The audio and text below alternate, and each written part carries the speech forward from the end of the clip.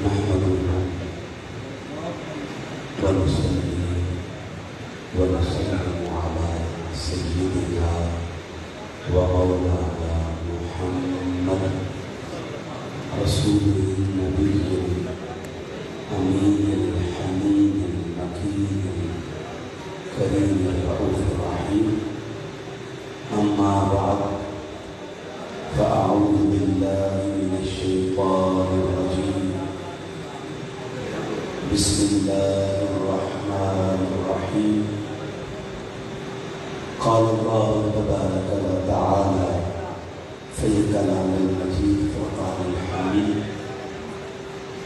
من يطع الرسول فقد أطاع الله صدق الله العظيم وصدق رسوله النبي الكريم. یا رب تو کریمی و رسول تو کریم، سب شکر کے ہستے میانے تو کریم. قال اللہ تبارک و تعالی فی الکلام المجید فرقان الحمید: ان اللہ ملائکتہ یصلون علی النبی یا ایہا الذین آمنوا صلوا علیہ وسلموا تسلیما.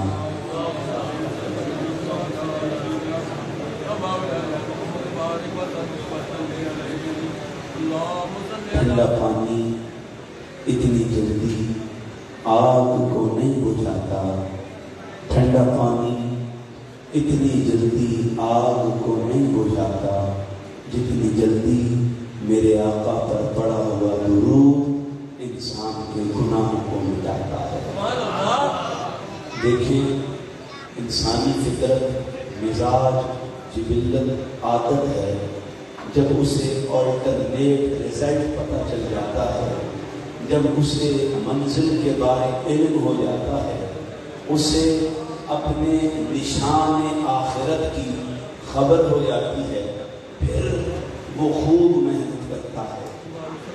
درود کا آلٹرنیٹ رزلٹ کیا ہے؟ میرے شیخ سیدی شیخ الاسلام فرماتے ہیں، بیٹا جب بندہ درود پڑھتا ہے رب ثواب دیتا ہے، جب سلام پڑھتا ہے مصطفیٰ کی بارگاہ سے جواب دیتا ہے. بابا سے بلند مل کر حضور کی بارگاہ میں والہانہ درود اور سلام کا نذرانہ پیش کریں.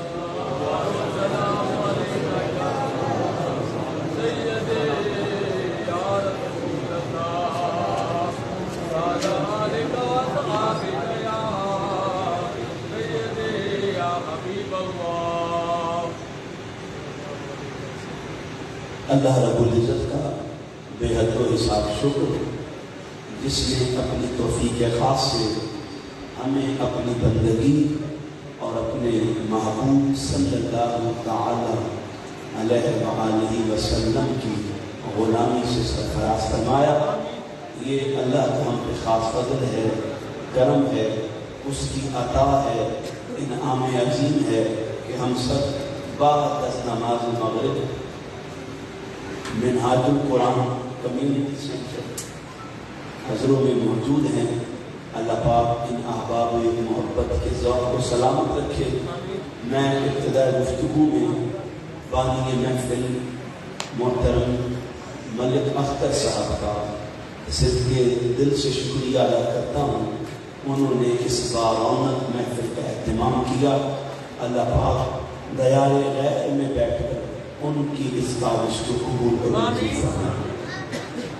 میں شکریہ ادا کرتا ہوں صدر تحریک منہاج القرآن ضلع اٹک محترم غلام مرتضیٰ صاحب کا، ناظم تحریک منہاج القرآن ضلع اٹک محترم طارق اشکم صاحب کا، صدر تحریک منہاج القرآن تحصیل حضرت محترم محمد راج صاحب کا، حافظ نعیم صاحب کا، حاجی نادر خان صاحب کا، صدر پاکستان عوامی تحریک تحصیل یا ضلع اٹک محترم رحمت الہی صاحب کا، اور بالخصوص آج کی محفل جن کی سرپرستی میں انعقاد پذیر ہے. میرے بائیں پہلو میں بیٹھے ہیں فخر سادات قبلہ پیر سید طاہر شاہ صاحب، اللہ پاک ان کی سرپرستی کو قبول فرمائے، اور جملہ احباب جتنے بیٹھے ہیں اللہ پاک ان سب کی مسائل جمیلہ میں اضافہ فرمائے. دیکھیں کائنات انسانی میں ازل سے دو باتیں مقدم رہی ہیں. کبھی کبھار ایسا ہوتا ہے کسی کا حسب بہت بلند ہوتا ہے، کبھی کبھار ایسا ہوتا ہے کسی کا نسب بہت بلند ہوتا ہے. حسب کہتے ہیں بندے کے اخلاق، آداب، کردار، اطوار، طبیعت اور مزاج کو.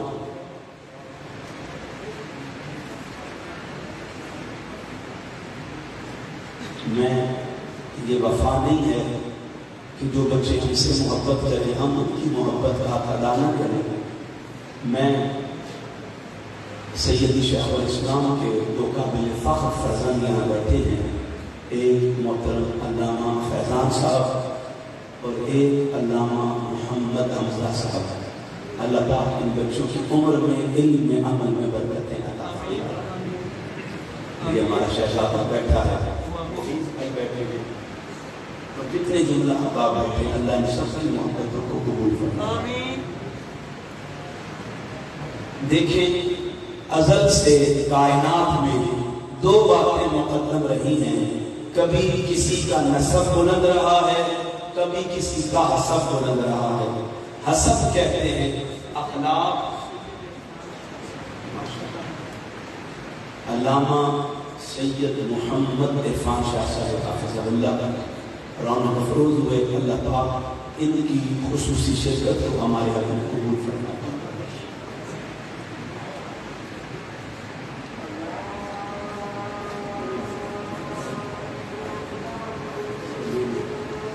اذان بھی چھوڑ کے تو نماز تو انشاءاللہ بعد جماعت ہوتی ہے، لمبے کے بعد جماعت نماز ہے سارے پڑھوا.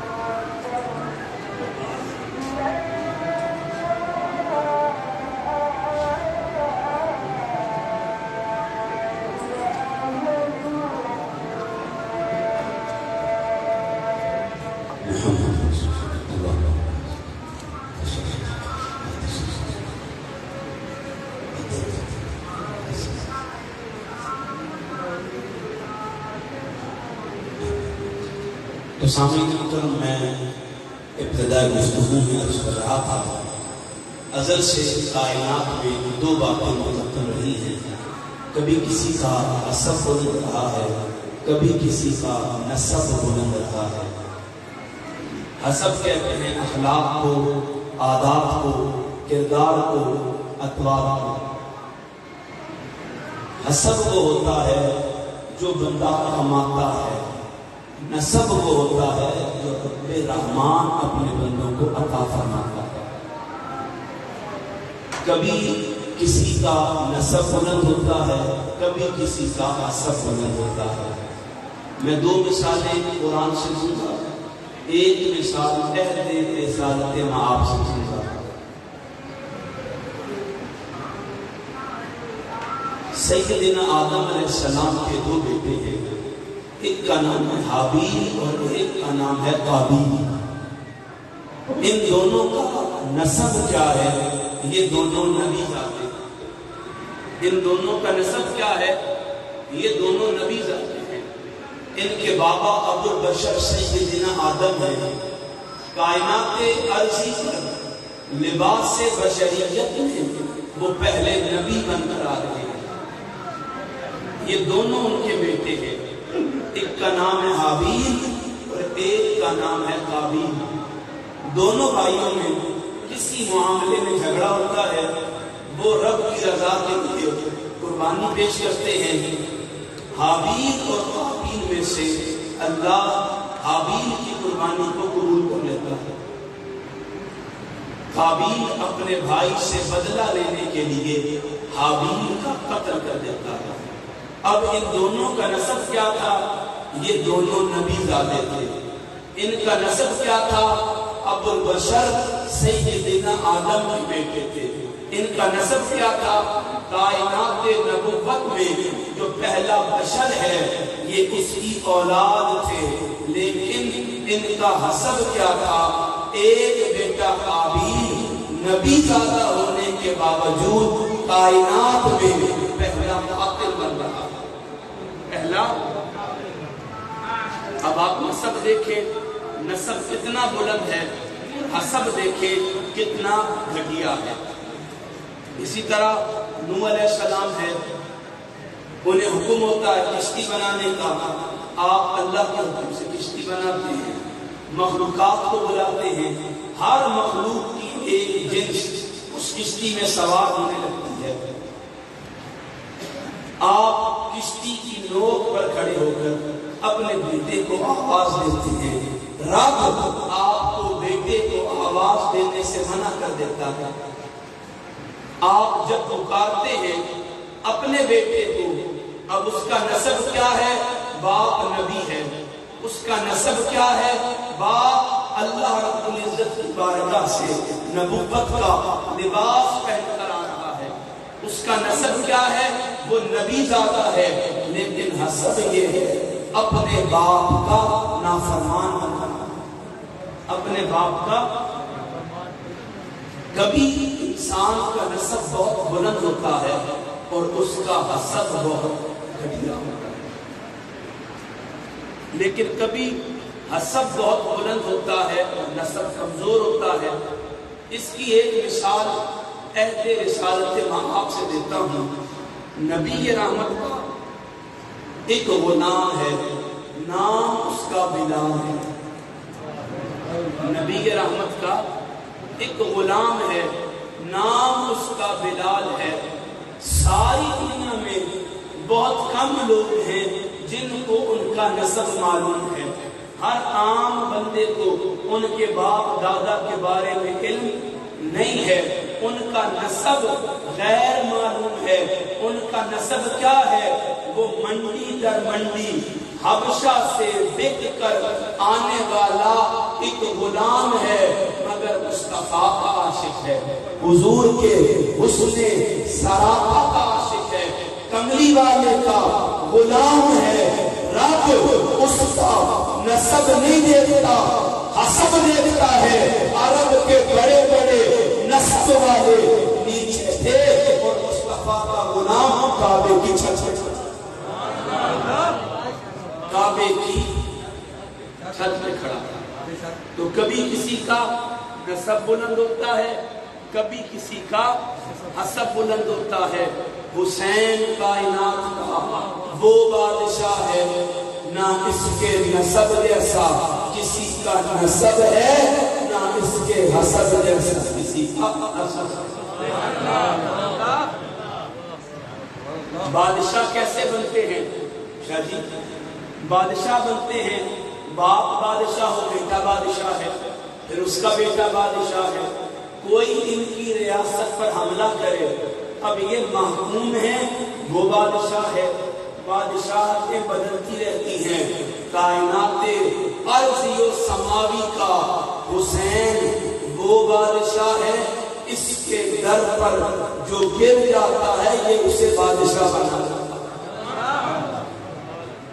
معین الدین اجمیری نے فرمایا تھا، شاہ است حسین، بادشاہ است حسین، دین است حسین، دین پناہ است حسین، سرداد نداد دست در دست یزید، حقا کے بنا الہ الہ است حسین۔ کبھی آپ نے غور کیا ہے معین الدین اجمیری نے پہلے دو مصرے کیا کہے؟ آپ نے فرمایا شاہ است حسین، بادشاہ است حسین۔ مجھ سے زیادہ یہ سید حسین ہیں، ان کے علاوہ اب کوئی آپ کی توجہ کا مرکز نہیں ہونا چاہیے، صرف ادھر دیکھیں، اس کی کمی کو آپ کی محبت پورا کریں۔ دیکھیں آپ نے کیا فرمایا، شاہ است حسین، بادشاہ است حسین۔ شاہ بھی بادشاہ ہوتا ہے اور بادشاہ بھی بادشاہ ہوتا ہے۔ معین الدین امت کو کچھ سمجھانا چاہتا تھا، نتیجہ دینا چاہتا تھا، عقیدہ دینا چاہتا تھا۔ اس کا آسان حل میرے شیخ فرماتے ہیں، بیٹا شاہ بھی بادشاہ کو کہتے ہیں، بادشاہ بھی بادشاہ ہوتا ہے، لیکن معین الدین نے دنیا والوں کو عقیدہ دیا، نتیجہ دیا، اور آپ نے فکر دی اور بتایا کہ بادشاہ بھی بادشاہ ہے، شاہ بھی بادشاہ ہے، لیکن بادشاہ کی حکمرانی جسموں پر ہوتی ہے، شاہ کی حکمرانی روحوں پر کس پر ہوتی ہے؟ تو معین الدین دنیا والوں کو بتا رہے تھے بادشاہ است حسین، ہمارے جسموں کا بادشاہ بھی حسین ہے، شاہ است حسین ہماری روحوں کا بادشاہ بھی۔ تو رب نے آپ کو اس کے ذکر کے لیے منتخب کیا جس کا حسب بھی بلند ہے اور عربوں میں عادت تھی، وہ جب کسی سے جدل کرتے، مجادلہ کرتے، مباحثہ کرتے، مذاکرہ کرتے، تلوار بے نام کرتے، آستین اوپر چڑھاتے، وہ جب کسی کے سامنے میدان میں قدم رکھتے سب سے پہلے اپنے باپ دادا کا ذکر، اپنے باپ دادا کا ذکر کرتے۔ ان کی عادت تھی، وہ مخالف کو بتاتے میرا باپ، اس کا باپ وہ ہے۔ یہ عربوں میں عادت تھی۔ کسی نے کریم آقا کے بارے میں کوئی بات کی، آپ منبر پر بیٹھے صحابہ سے فرمایا، اے میرے صحابہ بتاؤ میں کون ہوں۔ صحابہ سوچتے ہیں آپ اللہ کے رسول ہیں۔ کریم آقا نے فرمایا وہ تو میں ہوں، لیکن میری حقیقت یہ ہے میں محمد بن عبداللہ بن عبد المطلب۔ رب نے مخلوقات کو پیدا کیا، مجھے سب سے بہترین مخلوق میں رکھا، مخلوقات کو طبقات میں تقسیم کیا، مجھے سب سے بہترین طبقے میں رکھا، طبقات کو قبیلوں میں تقسیم کیا، مجھے سب سے بہترین قبیلے میں رکھا، قبیلوں کو خاندان میں تقسیم کیا، مجھے سب سے بہترین خاندان میں رکھا۔ سنو میں نسب اور نسب میں تم سب سے افضل بھی ہوں، اعلیٰ بھی ہوں۔ تم سب سے افضل اور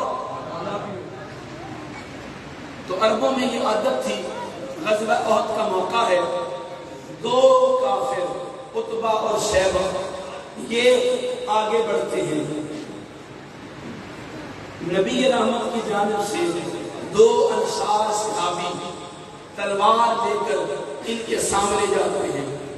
عتبہ پکار کر کہتا ہے، اے محمد، ہم ناجنسوں سے لڑائی نہیں کرتے۔ ناجنسوں سے لڑائی، ناجنس کہتے ہیں نابالغ کو، ہم ناجنسوں سے لڑائی نہیں کرتے، ہمارے سامنے کوئی ہمارا ہم پلہ دے دو۔ جب وہ یہ تانا دیتے ہیں، کریم آقا کے چہرے کا رنگ متغیر ہو جاتا ہے، آپ متغیر چہرے کے ساتھ کرواتے ہیں، قم یا علی، قم یا حمزہ، اے علی کھڑا ہو جا، اے حمزہ کھڑا ہو جا۔ مصطفیٰ دنیا کو پیغام دے رہے تھے، جس میدان میں علی آتا ہے کوئی علی کا حسب نسب نہیں، ہر بندہ جانتا ہے علی کون ہے، علی کا باپ کون ہے۔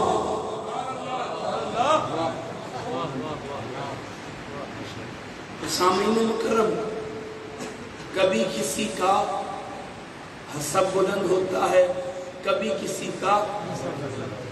حسین وہ بادشاہ ہے جس کا حسب بھی بلند ہے، نسب،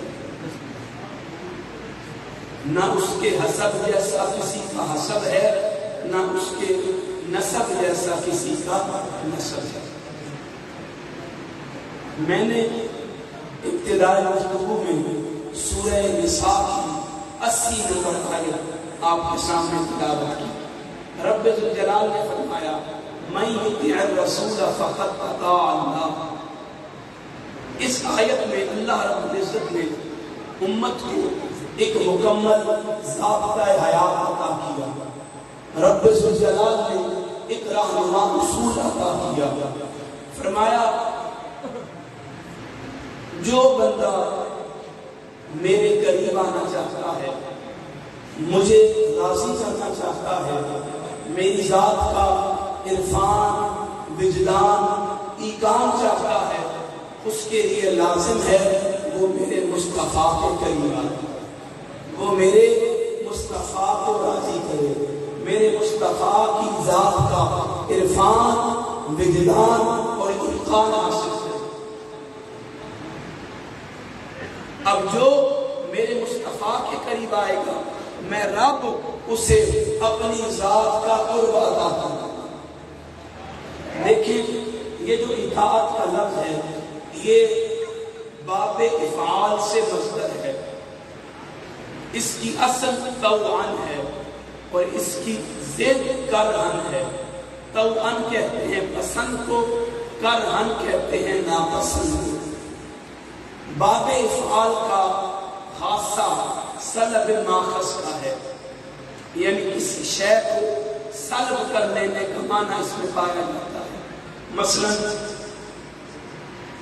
حکم دیا گیا اطیعوا اللہ، اللہ کی اطاعت کرو، معنی یہ بنے گا اللہ کی پسند پر اپنی پسند کو قربان کرو۔ حکم دیا گیا اطیعوا الرسول، معنی یہ بنے گا رسول کی پسند پر اپنی پسند کو قربان کرو۔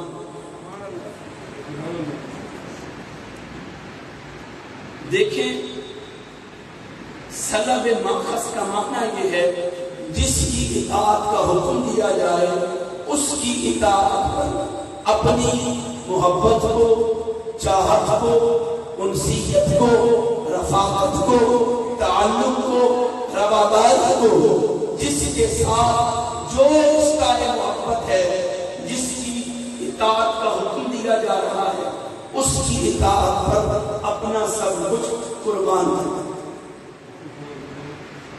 اس کی ایک بڑی پیاری مثال ہے، حضرت عمر فاروق نبی رحمت کے ساتھ موج محبت میں حضور حضور فرماتے ہیں اے عمر بتا مجھ سے کتنا پیار کرتا ہے، مجھ سے کتنا پیار کرتا ہے۔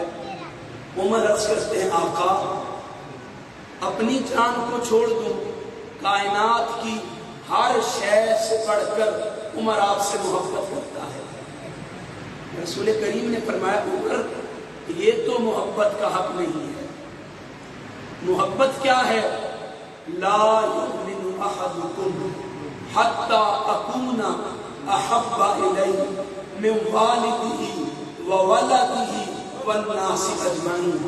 عمر محبت تو یہ ہے، اطاعت تو یہ ہے، چاہت تو یہ ہے، اللہ کے حضور قرب پانے کا ذریعہ کامل یہ ہے کہ جب تک کسی بندے کے دل میں میری محبت اس کی جان سے، آل اولاد سے، ماں باپ سے، کائنات کی ہر شے سے بڑھ کر نہیں ہو جاتی تب تک کوئی بندہ مومن۔ یعنی رسول کریم نے ایک مکمل گائیڈ لائن دے دی، ایک اصول دے دیا، ایک فلسفہ دے دیا، جو اس سے ڈیویٹ کرے گا وہ مومن نہیں۔ اور وہ حکم کیا تھا؟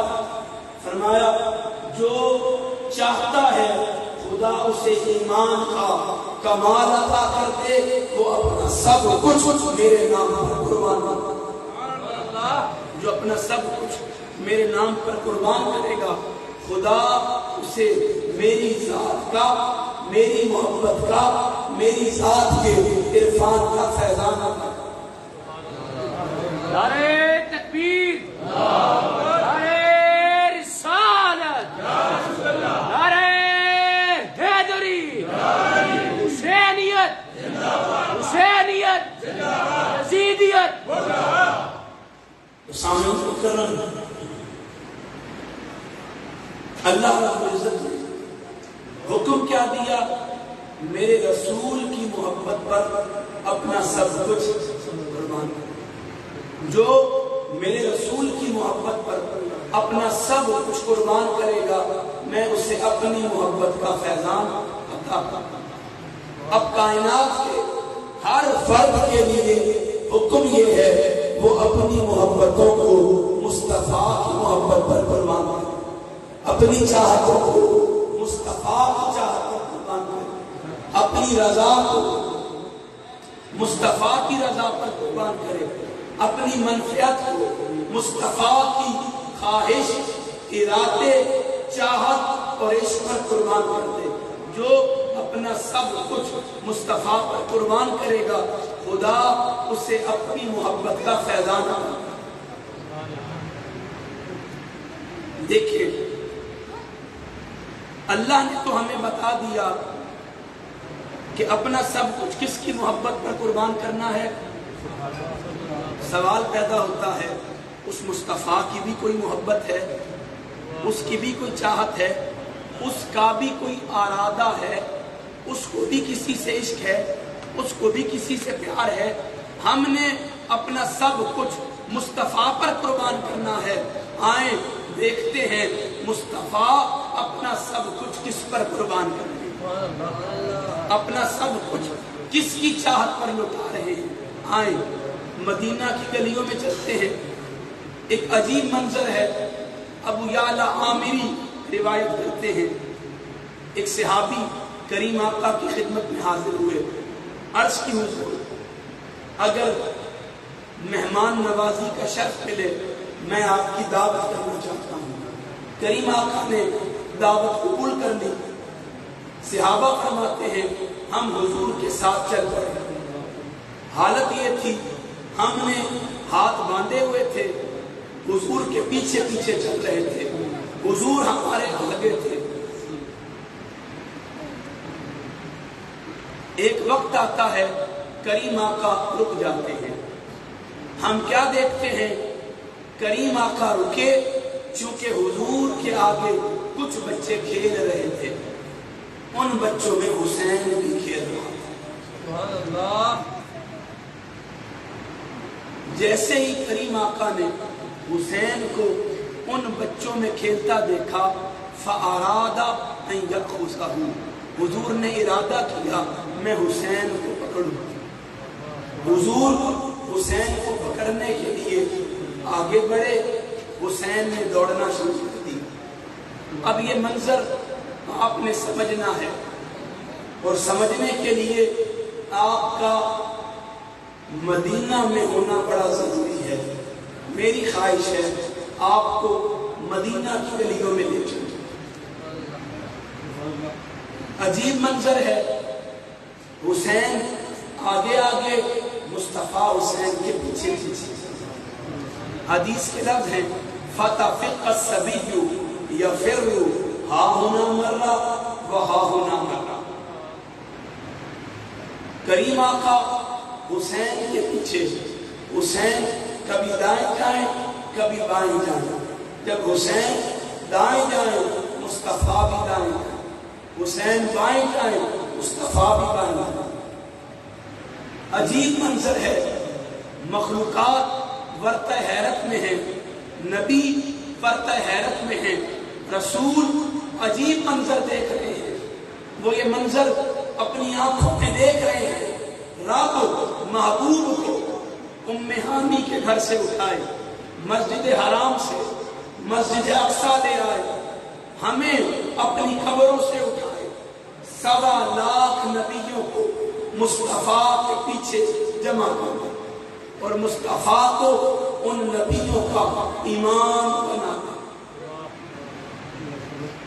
مصطفیٰ نماز میں ایک سمت کی طرف دیکھے، رب کعبے کی سمت بدل دے۔ مصطفیٰ نظر اٹھا کے دیکھے، ڈوبا ہوا سورج پلٹ کے آ جائے۔ مصطفیٰ انگوٹھے میں ہو، انگلیاں ہلائیں، چاند ہلنا شروع کر دے۔ عجیب منظر ہے، ساری کائنات یہ منظر دیکھ رہی ہے۔ ہم ادھر جاتے ہیں جدھر مصطفیٰ جاتے ہیں، نبی ادھر جاتے ہیں جدھر مصطفیٰ جاتے ہیں، رسول ادھر جاتے ہیں جدھر مصطفیٰ جاتے ہیں۔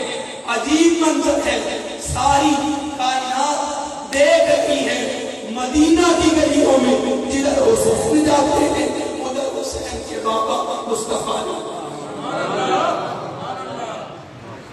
ادھر حسین کے بابا مصطفیٰ جاتے ہیں۔ سیرت میں رکھا نعرہ تکبیر، نعرہ رسالت، نعرہ حیدری، حسینیت، حسینیت، یزیدیت، یزیدیت۔ عجیب منظر ہے،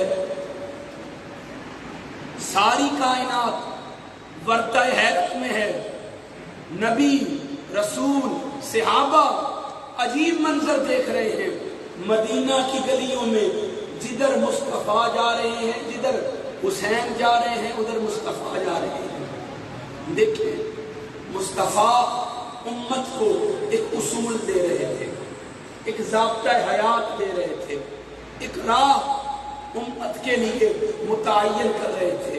حضور امت کو حسین کے پیچھے چل کے بتا رہے تھے، اے میری امت، تم نے یہ نہیں دیکھنا مجتہد کدھر جاتا ہے، یہ نہیں دیکھنا مفسر کدھر جاتا ہے، یہ نہیں دیکھنا محدث کدھر جاتا ہے، یہ نہیں دیکھنا فقیہ کدھر جاتا ہے، یہ نہیں دیکھنا ملا کدھر جاتا ہے، یہ نہیں دیکھنا مفتی کدھر جاتا ہے، یہ نہیں دیکھنا پیر کدھر جاتا ہے، یہ نہیں دیکھنا ریت رواج ثقافت مزاج کس ڈگر پہ چلتے ہیں، تم نے یہ دیکھنا میرا حسین کدھر جاتا ہے۔ بس جدھر میرا حسین جاتا ہے آنکھ بند کر دینی ہے، دل جھکا دینا ہے، سر حسین کے راستے پر کٹا دینا۔ نعرہ تکبیر، نعرہ رسالت، نعرہ حیدری، حسین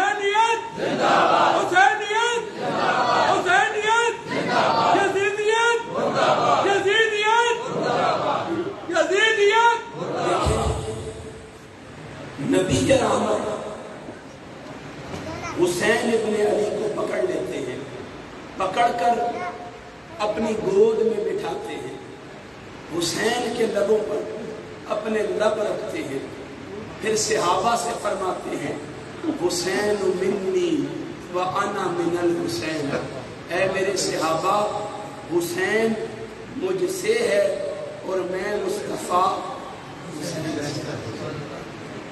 مجھے بتائیں یہ حدیث آج سے پہلے آپ میں سے کتنوں نے سنی تھی؟ کون سی حدیث؟ اس سے پچھلی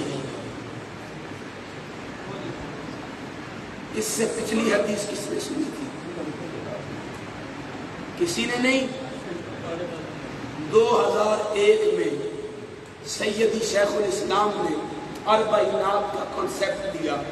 یہ 40 مختصر کتابیں تھیں جن میں 40 احادیث تھی۔ ان میں ایک کتاب ہے ہدی الثقلین فی حب الحسنین، 2001 میں وہ شائع ہوئی۔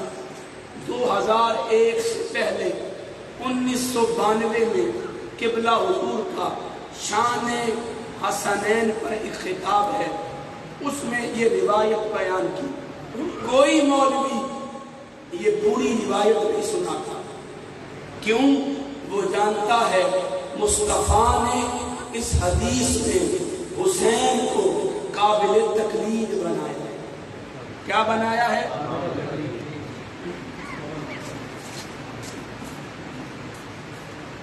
قابل تقلید کہتے ہیں ایسی شخصیت کو جسے ہر حال میں آپ فالو کر سکیں، اس کی طے کردہ زندگی پر اپنے لیے نشان نجات تلاش کر سکیں۔ اب رسول کریم نے حسین کے پیچھے چل کے دنیا والوں کو بتایا حسین ہر حال میں قابل تقلید ہے۔ کیا ہے؟ پھر فرمایا حسین منی وانا من الحسین، میں حسین سے ہوں اور میرا حسین مجھ سے ہے۔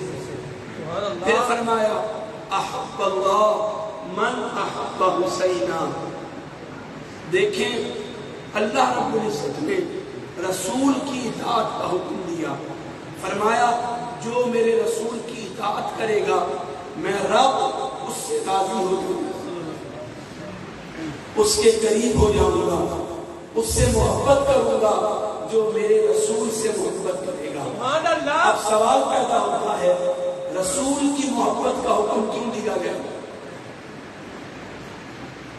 آپ اللہ کے رسول سے محبت کیوں کرتے ہیں؟ تاکہ پوچھا بولے تاکہ اللہ راضی ہو، یعنی آپ رسول خدا سے پیار اس لیے کرتے ہیں کہ اللہ راضی ہو، اللہ آپ سے محبت کرے، آپ اس کے محبوب سے محبت کریں۔ کریم آقا فرماتے ہیں سنو احب اللہ، اللہ اس سے پیار کرتا ہے من احب حسینا، جو میرے حسین سے پیار کرتا ہے۔ سبحان اللہ۔ یعنی رسول خدا خدا کے حکم سے اپنی محبت کا حکم دیتے ہیں، پھر اپنے حکم سے حسین کی محبت کا حکم دیتے ہیں، اور دنیا والوں کو بتاتے ہیں جو حسین سے پیار کرے گا دراصل خدا اس سے پیار کرے۔ سبحان اللہ۔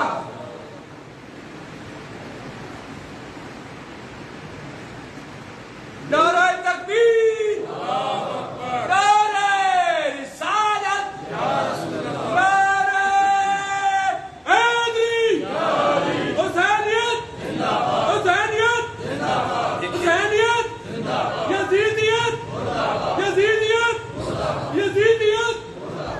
دیکھیں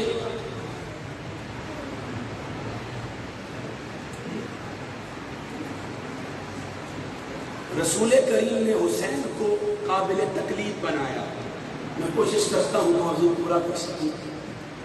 اب حسین ہر حال میں قابل تقلید ہے۔ ایک بات سمجھ آئی، رسول خدا کی محبت ہے حسین۔ اللہ نے حکم دیا تھا جو میری محبت کو چاہتا ہے وہ اپنی محبتوں کو میرے رسول کی محبت پر قربان کرے. سمجھ آیا؟ رسول کی محبت حسین ہے. لیکن یہ جو حکم ہے من یطیع الرسول فقد اطاع اللہ، یہ حکم حسین کے لیے بھی تو ہے کہ حسین تو اپنی محبتیں بھی تو میرے رسول کی محبت پر قربان کر. یعنی حسین کو بھی حکم دیا گیا کہ حسین تو اپنی محبتوں کو میرے رسول کی محبت پر قربان کر. ہمیں بھی حکم ہوا، حسین کو بھی ہوا. قرآن الگ تخصیص حکم رکھتا ہے. جس آیت کی بات ہوتی ہے وہ آیت اپنے دامن میں خصوصیت کا معنی رکھتی ہے. رب قرآن میں کسی بھی وصف کا ذکر کرے، کسی بھی خوبی کی بات کرے، اس وصف اور خوبی میں جو کمال پر ہوتا ہے رب اس کا ذکر کرتا ہے. مثلا وہ نبوت کی بات کرے، امام الانبیاء کا ذکر کرتا ہے. رسالت کی بات کرے، نبی محتشم کی رسالت کا ذکر کرتا ہے. وہ اخلاق کی بات کرے، رسول کریم کے اخلاق کا ذکر کرتا ہے. معجزات کی بات کرے، رسول کریم کے معجزات کا ذکر کرتا ہے. وہ کسی بھی وصف کو بیان کرے، ہر وصف میں جو کمال پر ہوتا ہے رسول کریم کی نسبت سے وہ اس وصف کے کمال کا ذکر کرتا ہے. اب اس نے اطاعت کا حکم دیا تھا. لازمی بات ہے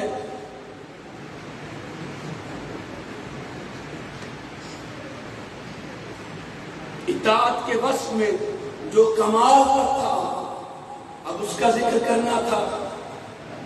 اب اطاعت کا حکم کیا تھا کہ اپنی محبتوں کو میرے رسول کی محبت پر قربان کرو. حسین کو بھی یہ حکم ملا. دنیا والوں کی عادت ہے وہ جب بھی دیکھتے ہیں کوئی مجسم وجود دیکھتے ہیں، کوئی پیکر کمال دیکھتے ہیں، کوئی لباس عتم دیکھنا چاہتے ہیں. اب رب انہیں اطاعت کے مفہوم میں کوئی مجسم وجود دکھانا چاہتا تھا.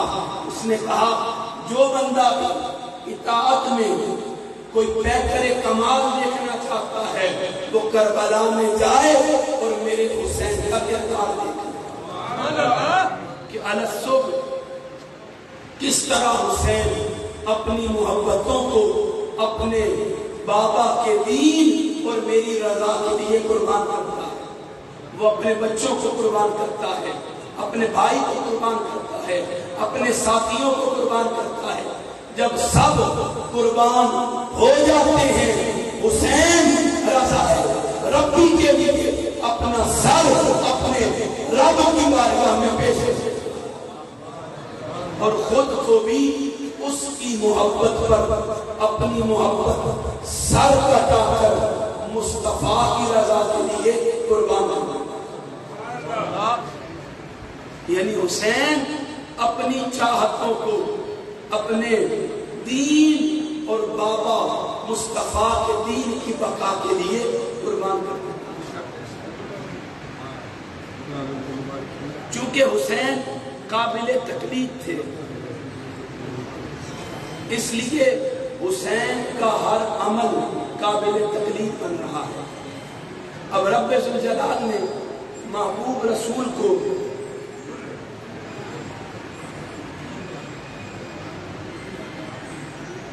لباس نبوت میں وصف کمال عطا کیا اور حسین کو لباس اطاعت میں وصف کمال عطا کیا.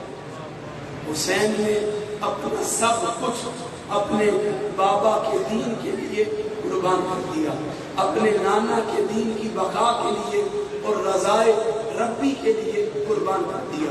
دیکھیں حسین کربلا میں گئے، آپ نے یزید کی بیعت نہیں کی. چونکہ حسین قابل تقلید تھے، اگر یزید کی بیعت کر لیتے تو یہ بیعت حسین نہیں ہوتی، بیعت محمد ہوتی. بیعت اس لیے امام علی مقام نے سر کو کٹا دیا مگر یزید کی بیعت، ورنہ قیامت تک کے لیے ہر بندہ یزید کی بیعت کرتا، چونکہ حسین قابل تقلید تھے اور حسین کی تقلید شرط تھی کہ ہر بندہ حسین کے ہر عمل کو پورا کرے، اور یہی وجہ تھی حسین نے سر کو کٹا دیا مگر یزید کی بیعت نہیں کی۔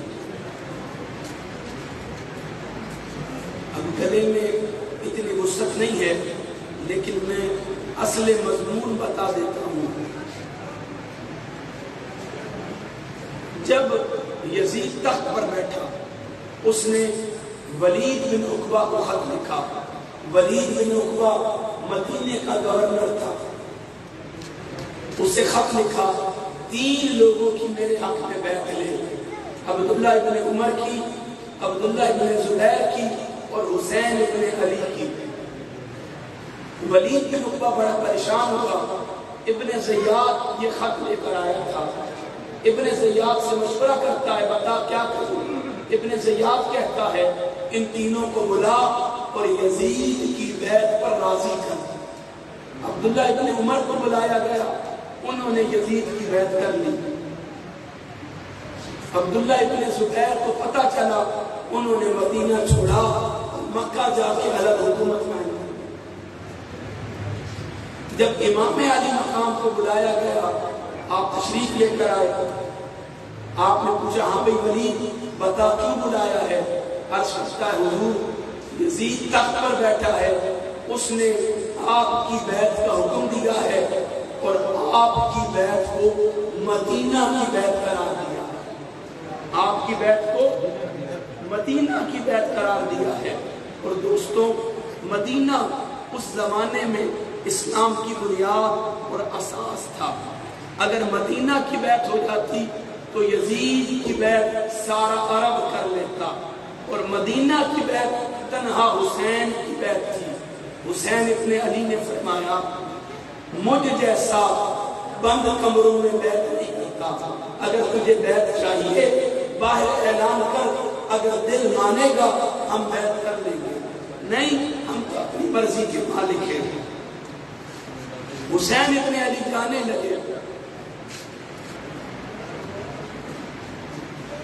ابن زیاد کہتا ہے اے ولید حسین کو روک لے، اس کو جیل میں ڈال دے، قید کر لے، جب تک حسین یزید کی بیعت نہیں کرتا اسے چھوڑنا نہیں ہے، اسے چھوڑنا۔ جب ابن زیاد کا یہ جملہ حسین نے سنا، امام علی مقام نے اپنا چہرہ پھیرا، آپ نے ایک جملہ فرمایا خطبے کی صورت میں، آپ نے فرمایا یا ابن طلقاء، اوے طلقاء کے بیٹے۔ طلقاء کہتے ہیں رب رسول سے آزاد رہنے والے کو، شتر بے مہار پھرنے والے کو، جس کا نہ دین ہے نہ شریعت ہے نہ خدا ہے نہ رسول ہے۔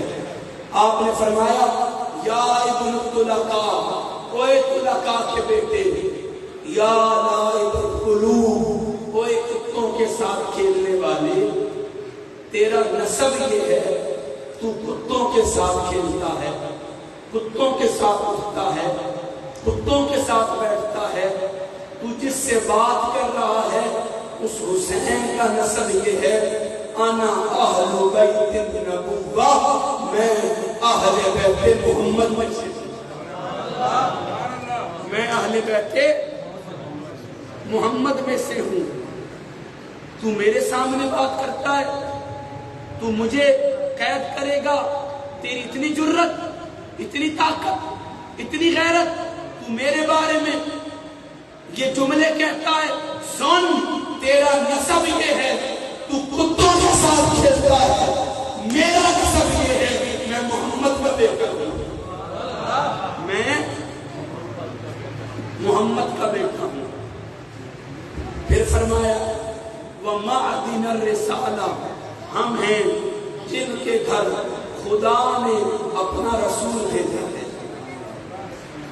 ہم ہیں ومختلف الملائکہ، جن کے گھر ملائکہ آتے ہیں، ادھر رب کو میرے بابا مصطفیٰ کی یاد آتی ہے، وہ جبریل کو پیغام محبت دے کر بھیجتا ہے، جبریل ہماری دہلیز پر ہاتھ باندھے کھڑا رہتا ہے جب تک میرے بابا کی اجازت نہیں ہوتی، جبریل کروان بن کے دروازے پہ کھڑا رہتا، اس کی جرت نہیں ہوتی اندر آ سکے۔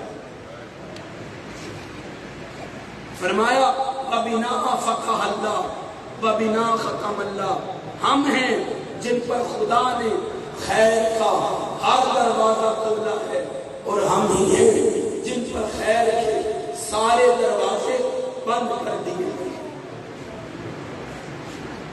جن پر خیر کے قیامت تک جو چاہتا ہے اسے خیر ملے، فضل ملے، کمال ملے، علم ملے، ورا ملے، تقوی ملے، طہارت ملے، اصول یہ ہے ہمارے دروازے پہ آئے، جو ہمارے دروازے پہ آئے گا خدا اسے خیر عطا فرمائے۔ ہاں خدا نے خیر ہمارے دروازے پہ کھولی اور ہمارے دروازے پہ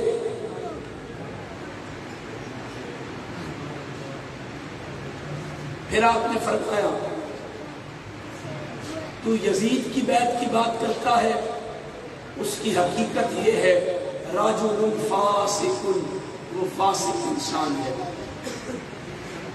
شارب الخمر، شرابی انسان ہے، قاتل النفس المحترمہ، نیک شخصیات کا قاتل ہے، اس کی بیعت کی بات کرتا ہے جو فاسق ہے، شرابی ہے، نیک لوگوں کا قاتل ہے، اس کی بیعت کی بات کرتا ہے سن مثلی، میرے جیسا، مثلی میرے جیسا، لا یبایع مثلہ، قیامت آ سکتی ہے اس جیسے کی بیعت نہیں کر سکتا۔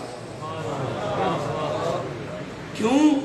حسین قابل تقلید تھے، اگر حسین یزید کی بیعت کرتے یہ بیعت محمد کہلاتی، یہ بیعت محمد کہلاتی۔ حسین ابن علی کا حوصلہ دیکھیے، ہمت دیکھیے، کرج دیکھیے، جذبہ دیکھیے، سامنے باطن ہیبت کے ساتھ، جلال کے ساتھ، پوری آب و تاب کے ساتھ، قوت کے ساتھ، منصب، کمال، جلال کے ساتھ کھڑا ہے۔ حسین جانتے ہیں بات نہیں مانوں گا سر کاٹ دیا جائے گا، بات نہیں مانوں گا کربلا بابا کر دیا جائے گا۔ حسین نڈر ہو کر اہل بیت نبوت کے خون کا حق ادا کرتے ہوئے فرماتے ہیں سن مثلی، قیامت تو آ سکتی ہے میرے جیسا، ابھی تیرے جیسے کی بیعت نہیں کرے گا۔ حسین پہلا جملہ کہتے ہیں مثلی، کیا کہتے ہیں؟ مثلی۔ مثلی کا معنی کیا ہے؟ مثلی کا معنی میرے جیسا۔ کیا معنی ہے؟ بولے کیا معنی ہے؟ میرے جیسا۔ میرے جیسا سے مطلب جس کے دل میں غم حسین کا ہے، آنکھوں میں غم حسین کا ہے، جو حسینی فکر کا امین ہے، جو حسینی مزاج کا آئینہ دار ہے، جو حسینی تشخص کا نمبردار ہے۔ حسین فرماتے ہیں مثلی، قیامت تو آ سکتی ہے لیکن میرے جیسا کبھی تیرے جیسے کی بیعت نہیں کر سکتا۔ حسین جانتے تھے آج کے بعد دو فکریں، دو سوچیں، دو نظریے، دو خیال بننے والے ہیں، ایک فکر حسین کی ہے، ایک فکر یزید کی ہے۔ قیامت تک یزید بھی رہیں گے، حسین بھی رہیں گے۔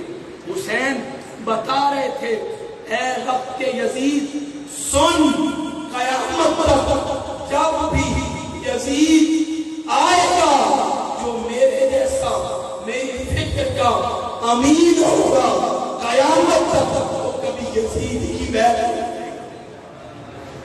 حالات جیسے آ جائیں، لوگوں کے نظریات، عقائد، افکار، سوچ، مزاج جیسا مرضی بن جائے، وہ کبھی یزید کی بیعت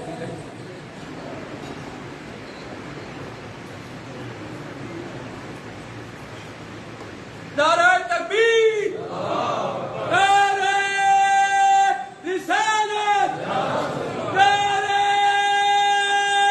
حیدری، حسینیت، حسینیت، حسینیت، یزیدیت، یزیدیت، یزیدیت۔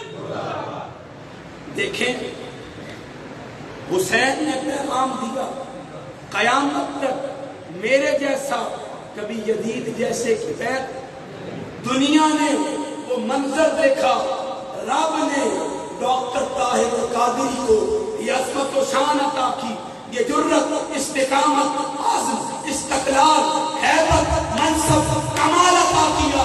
ساری طاقت طاہر القادری کے خلاف یکجا ہو گئی۔ وہ حسین کی فکر کا ایسا امین بنا، مصری کا فیضان پاتے ہوئے یزیدی فکر کے آگے ایسا ڈٹ گیا، ساری طاقتیں یکجا ہو گئی، لیکن حسین کا غلام ان کے آگے جھکا۔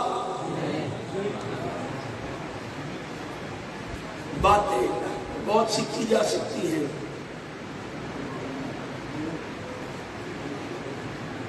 لیکن گلا اب اتنی اجازت نہیں دیتا، اور میرا بھی مزید دل نہیں ہے کہ آپ کی سما خراشی کروں۔ اللہ پاک ان کو برکت دے، ان کو جزا دے، اجر دے۔ طارق اشرف صاحب نے یہاں سے، ملک اختر صاحب نے وہاں سے بلایا تھا، آیا اللہ کے امر اور حکم سے تھا۔ کبھی زندگی نے وفا کی، پھر یہ موضوع مکمل کریں گے، لیکن میں ایک پیغام آپ کو دینا چاہتا ہوں۔ دیکھیں، آج فکریں پھر سے دو ہیں، ایک طرف یزید ہے، ایک طرف حسین ہے۔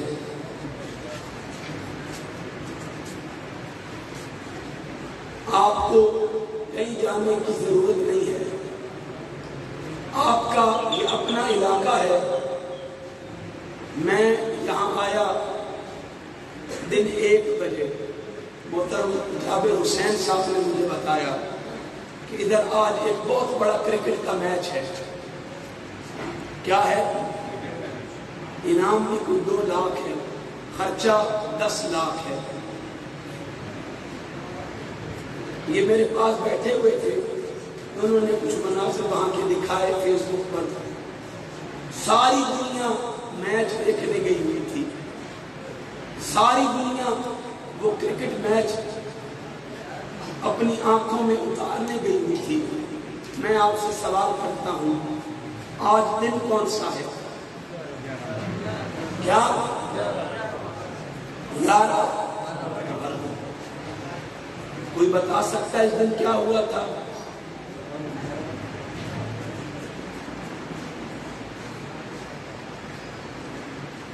کوئی نہیں ہے۔ یہ قافلہ دربار دمشق پہنچا تھا۔ کہاں پہنچا تھا؟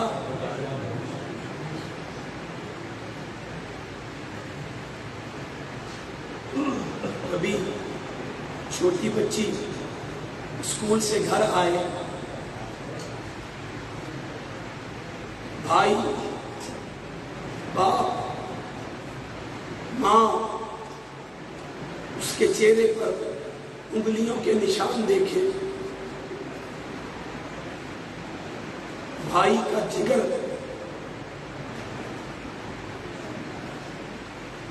ماں کا دل، باپ کا کلیجہ دہل جاتا ہے۔ ہماری بچی کے چہرے پر کس نے ہاتھ اٹھایا؟ کس کی اتنی جرت، طاقت کہ اس نے ہماری بیٹی کے چہرے پر تماچا مارا؟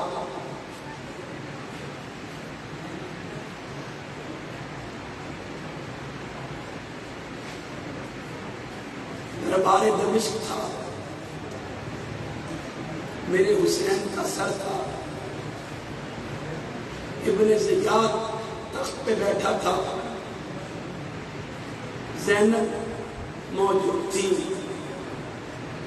سکینہ موجود تھی، زین العابدین بیڑیوں میں جکڑا ہوا تھا.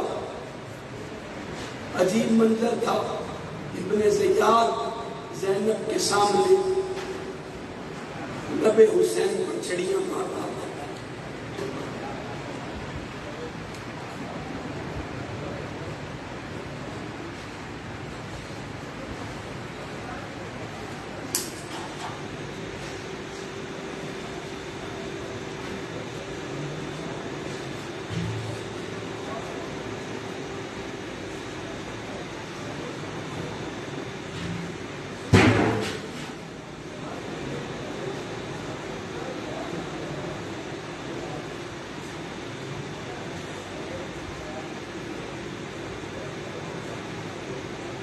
یہ ظلم کم تھا، حسین کا سر کاٹا گیا.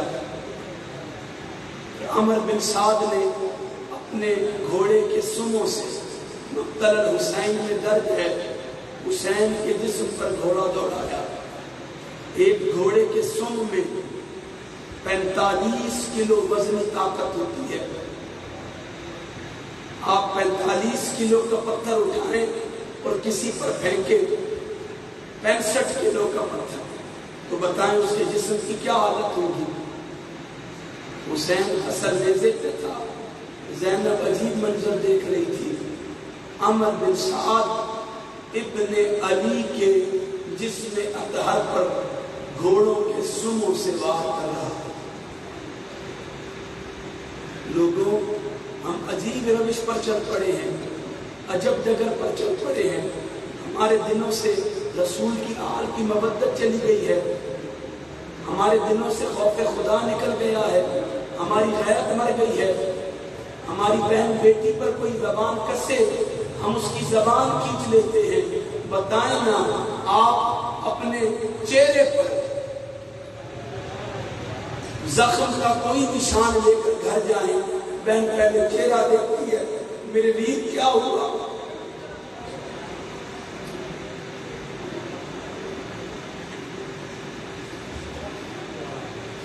کیا ہوا؟ کس نے تجھے مارا؟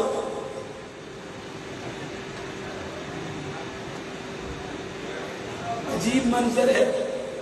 رسول کریم بیٹھے ہیں. اسد الغابہ میں روایت ہے، گود میں ایک طرف ابراہیم ہے، ایک طرف حسین ہے. جبرائیل حاضر ہوتے، عرض کرتے بھائی یا رسول اللہ، رب ذوالجلال کا پیغام ہے، یا ابراہیم دے دیں یا حسین دے دیں. میرے مصطفیٰ ابراہیم کو دیکھتے ہیں، حسین کو دیکھتے ہیں. فرماتے ہیں اگر ابراہیم گیا میں روں گا، حسین گیا میری بیٹی فاطمہ روئی تھی، اور مجھے اپنی بیٹی کا رونا گوارا. لوگوں سوچو تم کس ڈگر پر جا رہے ہو. یہ وہ دن تھا جب زینب اپنی آنکھوں سے اپنے بھائی کے سر کو نیزے پہ دیکھ رہی تھی. اور ہماری ترجیحات کیا ہیں؟ ہمارے جوانوں کی روش کیا ہے؟ ان کی زندگی کی سمت کیا ہے؟ ان کی فکر ترجیحات کیا ہے؟ یہ دنیا کے مشاغل میں لاکھ میں مصروف ہیں. منہاج القرآن آپ کو پیغام دیتی ہے، آئیں اس فکر کی جانب، آئیں اس پیغام کی جانب، آئیں اس رہنما اصول کی جانب. اپنے من میں حسین کی محبت کو زندہ کریں. خدا آپ کے مردہ دل کو زندگی عطا، آپ کے مردہ دل کو. سامنے مکرم، میں اسی پیغام پر آپ سے اجازت لیتا ہوں. منہاج القرآن ملک پاکستان کے 400 سے زائد شہروں میں چھوٹے بڑے پورا سال کرتی ہے، لیکن ماہ محرم میں خصوصیت کے ساتھ محافل ذکر حسین کا اہتمام کرتی ہے، تاکہ جوانوں کو فکر دے، شعور دے، آگہی دے، احساس دے، ان کی ترجیحات دنیا سے ہٹا کر حسین بنا دے۔ بس اسی فکر کے ساتھ کہ آپ منہاج القرآن کے دست و بازو بنے، تاکہ آپ بھی ان لا اللہ کے سلسلوں سے نکلیں اور فکر حسین کی طرف آئیں۔ اللہ پاک ہم سب کا حامی و ناصر ہو۔ وآخر دعوانا